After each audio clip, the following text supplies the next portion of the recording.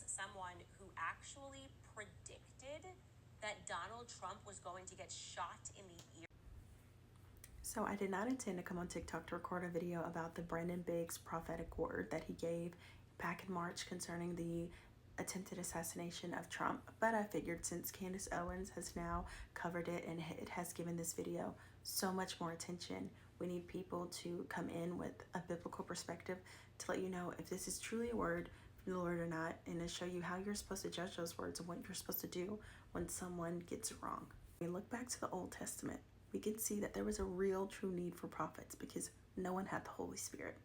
We look at today. Everyone who are believers have the Holy Spirit, so we can all personally hear from the Lord. So I don't think there's as much of a need for prophets as people claim that there is. Now again, I'm not against the possibility that there could be, but we have to judge people who claim to speak on behalf of the Lord. So let's evaluate this clip together, and I will explain to you why I don't believe that this is prophecy that has come true. Rising up, and then I saw an attempt on his life. This bullet flew by his ear, and it came so close to his head that it busted his eardrum. Then Biggs states that the bullet flies so close to Trump's head that it actually burst his eardrum. Did that actually happen from the videos that we've seen? It didn't just fly so close to his head that it burst his eardrum. It pierced through the top of his ear. Now, why is that important? Because we know that biblical prophecy is 100% accurate. And this, though it seems accurate, is not 100%. God is not a God who will give us something that's vague that could possibly happen. God, every single time he gives a prophecy, fulfills it 100% to the T.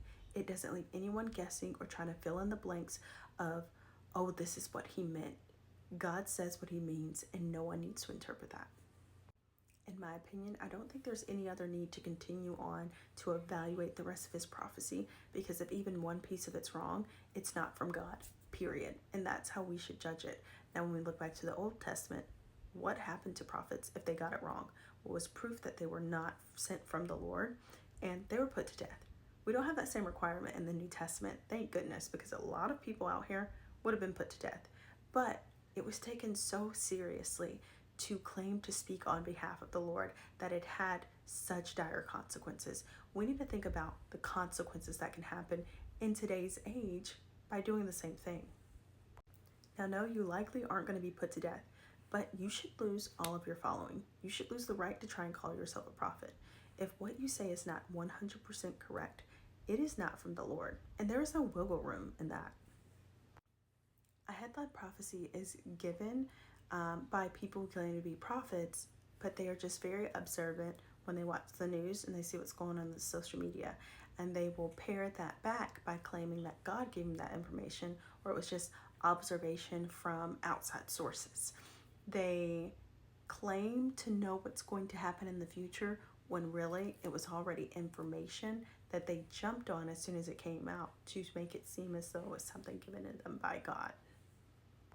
So I hope that this video helps you discern whether something is from the Lord. If it's not, I do plan on making more videos that go a little bit more in depth using a resource, Counterfeit Kingdom. This is a very great book if you're trying to determine if prophets are real, how to discern whether what someone is saying is truth or not.